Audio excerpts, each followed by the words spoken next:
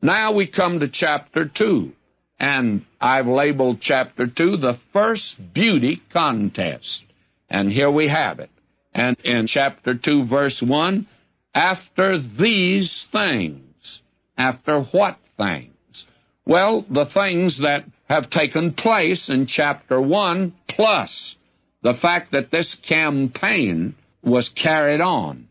Apparently, Xerxes couldn't get the queen to do what he wanted him to, but he got all the princes in the kingdom to join with him now in a great campaign against Greece.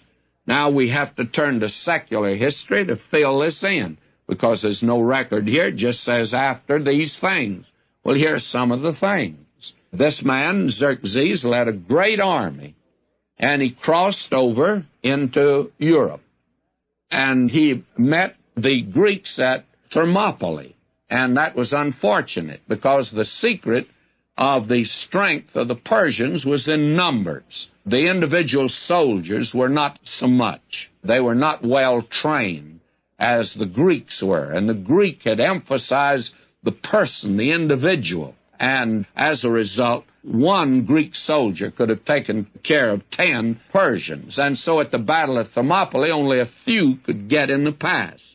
And as a result, the Greeks got a signal victory over the Persians. It's not unfortunate from my viewpoint, but it was unfortunate for Xerxes that he carried on the battle at the place where he was doomed to lose.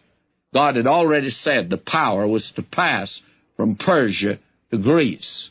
And if you want to know whether God intervened or not, this man Xerxes had 300 ships that had gone around to come in from the rear to attack, and they were in the bay at Salamis. And it just looked as if the next day, why, they would land and the attack would be from the rear, and they'd win that. But during the night, a storm came up, and it sank all 300 of the Persian ships. None were left.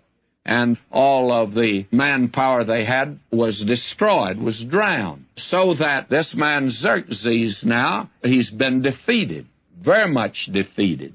And so this man, in that condition, comes back to his palace here at Shushan. He walks up and down. After these things, when the wrath of King Ahasuerus was appeased, he remembered Vashti and what she had done and what was decreed against her.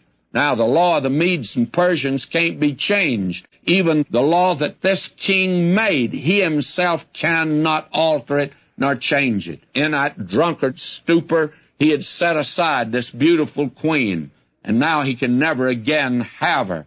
And after his defeat, in his loneliness, he walks up and down the palace, and he's moody. And not only that, this man had a mental aberration, as we shall see, and he's thinking of Vashti. And the servants there know it, and they are watching him, and they know something now must be done. Then said the king's servants that ministered unto him, Let there be fair young virgins sought for the king. Let the king appoint officers in all the provinces of his kingdom, that they may gather together all the fair young virgins unto Shushan the palace, to the house of the women, under the custody of Hegai, the king's chamberlain, keeper of the women, and let their beautifying ointments be given them. In other words, these servants suggest a beauty contest. And now, who's going to win it? Who's going to win this contest? Well, why is this all given to us? God's letting you know that he's moving in the affairs of man, even in this pagan palace. He's going to overrule what's taking place. Now we come to the 4th verse of this 2nd chapter, and I'm going to read it. And their thought was, And let the maiden who pleaseth the king be queen instead of Vashti. And the thing pleased the king, and he did so. Now in Shushan the palace, there was a certain Jew whose name was Mordecai, the son of Jair, the son of Shimei, the son of Kish, a Benjamite. We now come to the story in verse 5. All that we've had before has just been the window dressing. has been the stage props. We were taken into a pagan heathen court, and we were introduced to the happenings there for a very definite purpose. It explains this beauty contest, and the beauty contest explains how Esther came to the throne. And because Esther came to the throne, why, it enabled her to intervene and intercede in behalf of her people, and an entire people would have been exterminated at that time had she not been there. Now we begin to see that it was the hand of God moving back in this palace. As we looked in, I called attention to the fact I see nothing spiritual there. It's as godless as anything possibly could be. It's a drunken orgy that's taking place. But God's overruling it. And now we are beginning to see what this book teaches. It teaches the providence of God. And God was arranging these events so that at the proper time He'd have someone there to intervene on behalf of His people. And that becomes very important. Now somebody's going to raise the question about this beauty contest, because they're going to say, well, Esther entered the contest. You mean to tell me God approves of beauty contests? Well, my answer is very candidly, no, I don't think He does. But my friend, when a child of God gets out of the will of God, gets way out yonder, God permits many things that He does not approve. And He will overrule through these events that the Christian is doing today that he does not approve. And again, it leads me to say this. One of the things that's important in the little book of Esther is to see that God does overrule, and that most Christians today are living way out yonder on the fringe of the will of God. They're not really being directed by the will of God. They are not what we call in the will of God. They're way out there where God is directing them by His providence. And sometimes we call that the leading of God. Well, only indirectly. And this girl now that enters this contest is an illustration here of the permissive will of God. Now we are introduced to this man Mordecai. And he belonged to the royal family of Israel. He belonged to the family of Saul, for also Kish was the father of Saul.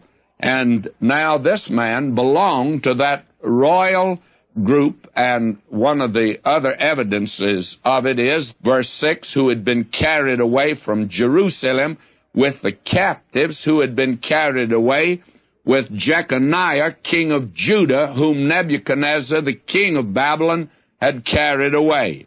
And that delegation, actually Nebuchadnezzar came 3 times against Jerusalem, and it was in these first 2 times that he came that he carried away the best of the people. That is, he carried away the princes and the leaders. Now, this man, Mordecai, belonged to that group. Apparently, as we shall see, he must have been a little boy at that time, but nevertheless, he belonged to that family, and he belonged to the family of Saul. Now, we are told here, he brought up Hadassah, that is, Esther. And Hadassah and Esther mean the same thing. Esther means star, by the way, and she certainly was a star, apparently a very beautiful woman.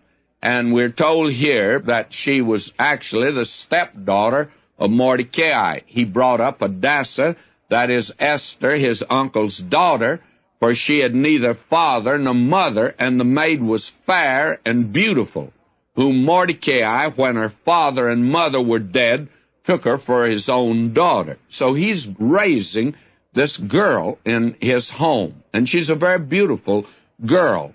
Now, he had a position here in the palace, by the way. We are told that the first thing about him, he was in Shushan the palace. And the question arises right here, the one question we'd like to ask him, what are you doing here in Shushan the palace? You ought to be back there in Jerusalem. God has given a decree for your folk to return, and that's where you should be. And here you are in a foreign country. Why don't you get back there? Well, he's out of the will of God, you see. And the name of God won't be mentioned in this book. He's not here at all. Not in name, but you'll see that his fingerprints are here. And not only that, but someone has defined providence as it's the hand of God in the glove of circumstances. And believe me, his hand's moving in the glove of circumstances. And friend, that's true in your life, and it's true in my life also. Now, he was in the palace. He had some minor position there. And in this minor position, he was able, though, to see these different girls as they came from the different sections of the empire. And he always made note of that, and I think made a comparison. I think he said to himself many times, well, that girl is not near as beautiful as my stepdaughter Esther is. And so as we move down through this section here, why, he is very much concerned now about entering her in the contest.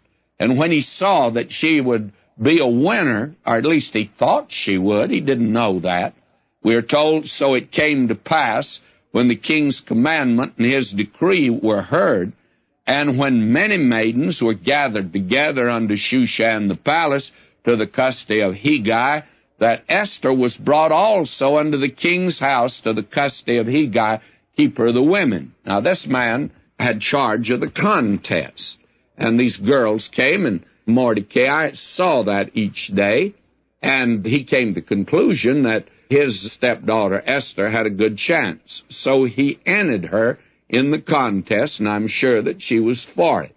Now, let's be very candid.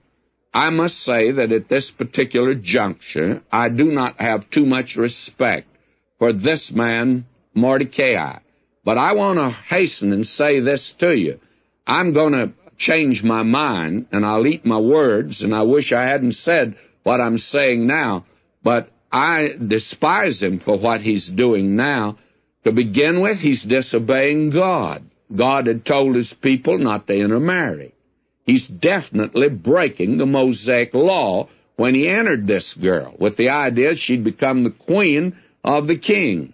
And then the second thing, we'll discover that any girl that did not win had to enter the harem of the king. She became a concubine. We'll see that. Now, that's exposing this girl to an awful life, and he's willing to take that risk. And at this point, I do not have too much respect for Mordecai, but I want to say this now, lest you get a wrong impression. I'll change my mind. Fact of the matter is, before we're through, I'll feel like throwing my hat in the air and cheering him, because I think he took a stand for God. And I think probably we're going to be able to see that next time. Now, let's move on down in this section here. It's getting interesting now, I hope, because Esther's being entered into the contest. She's turned over to the one in charge, Hegai. Now, verse 9, and the maiden pleased him, and she obtained kindness from him, and he speedily gave her her ointments for beautification. Women haven't changed either, and there was a great deal of makeup used. And I hope no one's going to take issue with me about the use of makeup and about whether she should enter this contest. Now, very candidly, I don't think she should have entered the contest, and we're going to find out she didn't need makeup. There are a great many extremists in this department today. A dear lady came to me when I was pastor in downtown Los Angeles, and I taught down there in the Institute. She came to me one day, and she thought that some of the girls there were using too much makeup, and she said that she didn't think a Christian ought to use makeup, and of course she put me out on a limb, says, what do you think? Well, I said, very candid, let's go into who the woman is. I said, I know some women that makeup would improve them. And I think we all ought to do the best we can with what God's given to us. And I says that some women that don't use makeup look like witches to me. She took that personally. And I want to add this. she had reason to do that, too. I felt like saying to her, a little makeup lady would improve you a great deal. Now, I hope you don't want to argue about that, because all of this is actually out of the will of God, but God is permitting this, and it's by His providence now that she has been accepted by this man in charge. I think when he looked at her, he liked her very much, and he said, boy, she looks like a winner. So he put her up front, and that was a step. You say, well, that's an accident. Oh, no, friends. God, by His providence, overrules down here in our lives. Now, there was given to her such things as belonged to her, and 7 maidens who were suitable to be given her out of the king's house, and he removed her and her maidens unto the best place of the house of the women. Now, that's by the providence of God. She's put up in number 1 slot. Now, verse 10, Esther had not revealed her people nor her kindred, for Mordecai had charged her that she should not make it known. Now, suppose she'd made it known. Well, these people were well known in that area. They were people who, we'll find out later, the enemy said they got strange laws. And they worshiped the living and the true God. They did not worship idols, and that was known. And the minute that she'd reveal her nationality, she would reveal her religion. And these people are out of the will of God, and when you are, you don't boast of your testimony. When you're out of the will of God, you're not apt to be a testimony for the Lord. Remember old Jonah on board that ship running away from God? He hadn't told them he was a Hebrew. You know why? Because he'd given himself away, and he wasn't about to do that. And he's quite a talkative fellow himself, by the way. Now, Mordecai told her not to reveal who she was. Now, will you notice?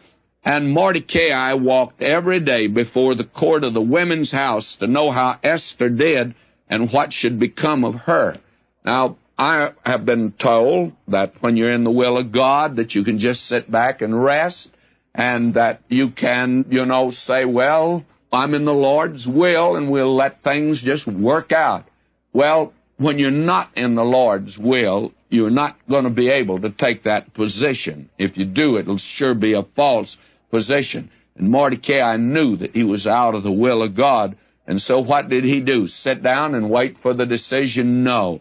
Every day he walked up and down in front of the palace, wondering how this thing would come out, wondering whether if he hadn't made a terrible blunder and mistake in doing this. And he had already bitten his fingernails back to his elbows. He is absolutely frightened of the thing that he's done, and he's worried sick. He's not sleeping at night, that is for sure. That's the condition of Mordecai. And when you're out of the will of God, you're not apt to rest back on your laurels and say, everything will be all right, I'm the will of God. Now, I recognize some people deceive themselves on that. I remember a man that had cancer, and his wife rather rebuked me for not trusting the Lord. She said, we are resting in the Lord, and the Lord won't let him die, and all that type of thing. And that you're not trusting the Lord because you've been going to the doctors and you're resting on them. Well, the only difference is he's not alive today, and I still am. I believe that you can be in the Lord's will and go to the doctor, and I can assure you that's what I intend to do. And this idea of taking a false position and calling it faith, sometimes faith is not faith at all, it's foolishness. And God has never asked anyone to take a leap in the dark. Faith always rests upon facts. And here, this man's definitely out of the will of God. He hasn't anything to rest on at all. Now will you notice, verse 12. Now when every maid's turn was come to go in to King Ahasuerus, after she had been 12 months according to the regulations for the women, for so were the days of their beautification accomplished, to wit, 6 months with oil of myrrh, and 6 months with sweet odors, and with balms for the beautifying of the women. Now, I've always felt that beauty parlors are misnamed. I tell my wife, you go in there looking, I think, very good, and you come out looking like a peeled onion. or you look like the end of a mop that has been overused. I wouldn't want to call them beauty parlors. And I know that there are many men that spend a lot of time waiting for their wives. My wife can spend a long time in a beauty parlor. But my friend, here we have 6 months for one type of treatment, 6 months for another. That's 1 year in a beauty parlor. And I told my wife one day when I waited 40 minutes outside and I hadn't come until, well, the time she'd set, and I still waited 40 minutes. And when she came out, I said, "My, you must be Queen Esther to spend that much time in a beauty parlor." Well, this is quite a beauty treatment, friends, 1 year. Now will you notice, verse 13, "Then thus came every maiden unto the king. Whatever she desired was given her to go with her out of the house of the women unto the king's house. In the evening she went, and on the next day she returned unto the second house of the women." Now listen to this. "To the custody of Shaashgaz, the king's chamberlain, who kept the concubines." You see, if the girl didn't win the contest, she became a concubine. She came in unto the king no more, except the king delighted in her, and that she was called by name. You see what Mordecai had exposed Esther to? And apparently she was perfectly willing to do this. Now we're told in verse 15, "Now when the turn of Esther, the daughter of Abihail, the uncle of Mordecai, who had taken her to his daughter, was come to go into the king, she required nothing but what Hegai, the king's chamberlain, the keeper of the women, appointed, and Esther obtained favor in the sight of all them who looked upon her." Now it was decided that Esther did not need to have a year's beauty treatment. Hers was a natural beauty. And they said, "My, that's like gilding a lily to send her to the beauty parlor. She's already beautiful and lovely." And everyone that saw her, they said, "My, there's the winner. That's the girl that's going to win." She just stood out above everyone else, you see. And again, is the hand of God moving? Yes. And this is the will of God? No, sir. This is God moving by His providence.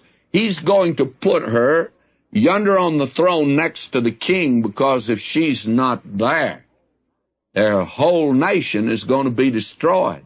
Not only that, God will be violating His word. And you want to know something? God never violates His word. Now, let's begin reading then here at verse 16.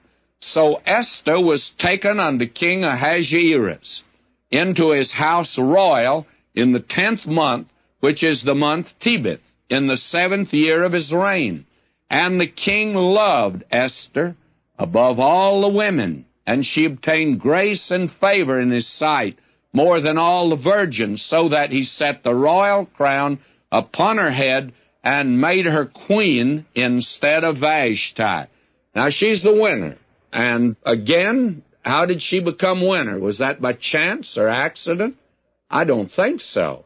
I think that it was by the providence of Almighty God. As we'll see in this next chapter, it was essential that God go before and make arrangements to protect His people.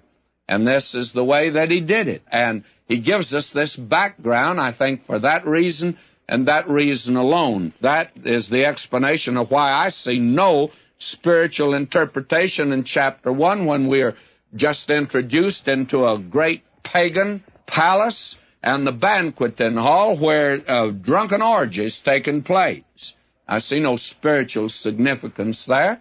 All I see is that God is going to overrule, and God by His providence will overrule man down here, and He's going to overrule Satan also. Now that ought to be a comfort to God's children today. Now she's become queen. Then the king made a great feast unto all his princes and his servants, even Esther's feast, and he made a release from taxes to the provinces and gave gifts according to the bounty of the king. And in other words, he cut the taxes. She was so pretty, and he was so delighted with her that he cut the tax bill of everyone. And I wish we could have some kind of a contest in Washington today if this would help reduce taxes. But all they do is increase the taxes, not decrease them. But the king did that. And when the virgins were gathered together the second time, then Mordecai sat in the king's gate. Esther had not yet revealed her kindred nor her people, as Mordecai had charged her, for Esther had the commandment of Mordecai just as when she was brought up with him. Now, this is a very interesting incident that's recorded here. This girl, she becomes queen. She was beautiful, and it was her beauty that attracted this man to her. And I think there's quite a contrast here between Esther and Ruth, for instance. Back in the book of Ruth, this man loved her, but I think that it was not just simply because of her beauty. Esther won on that basis and that basis alone. Now, the very interesting thing is here that Mordecai, who had some sort of a small position in the palace, he's now at the king's gate. And what does that mean? Well, the king's gate is where the judges sat. Remember old Lot down in Sodom? He was sitting in the gate. He had become a judge down there. And here's Mordecai, all of a sudden is elevated from some minor position in the palace, maybe bookkeeper or something, and here he is out here, and he's a judge. Well, he's a Supreme Court judge, if you please. The courthouse in that day was not in the center of the town and in the center of the square as it was in my little town where I was born. And I'm sure that most of us were born in a county seat where the courthouse is in the center. But in that day, it was always at the gate for the simple reason there's a wall around the city, and everyone either came or went through the gate. And so this was the place where they congregated, and this man now is sitting in the gate. And the question arises, how did this man, Mordecai, suddenly become a judge when he had just a very small position? Was it because of his ability? Well, by the way, I think he's a man of real ability, but I don't think he got it that way. You see, Esther has just recently become queen. And I have a notion it happened something like this. The queen was sitting next to the king one day, and there was a lull in the business, and he began to talk with her, and she said, by the way, you have a man here in your kingdom, a man of real ability. Fact of the matter is, he raised me, and he's a very excellent man. He'd make a good judge if you ever have an opening. And the king says, well, that's quite interesting. I just had an opening. I'm firing one up. I'll be glad to make him judge. And all of a sudden, Mordecai finds himself elevated to a place of judge. That's called nepotism today, and still the same thing. I went to visit a friend of mine who'd been elected to office, and I found out the whole family was working in the office. They all had jobs, by the way. There's many that are like that today. I guess that's human nature, but this is interesting. Now, there's another little incident that takes place that's rather important here. We see in verse 21, in those days, while Mordecai sat in the king's gate, two of the king's chamberlains, Bigthan and Teresh, of those who kept the door, were angry, and they sought to lay hands on the king Ahasuerus.